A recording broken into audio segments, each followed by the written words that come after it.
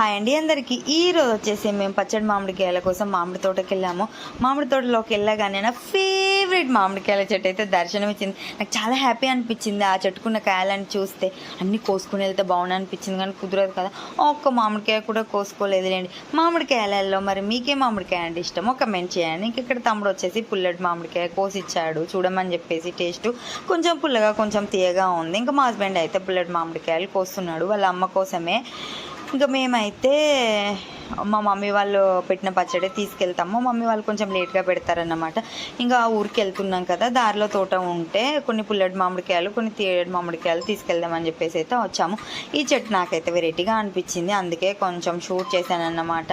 ఆ చెట్టుకి అయితే కాయలు కాయలేదు. ఆ చెట్టుని ఏమేంటో నాకు తెలియదు, కానీ మా తమ్ముని అడిగితే పుల్లటి మామిడికాయలు అని చెప్పాడు.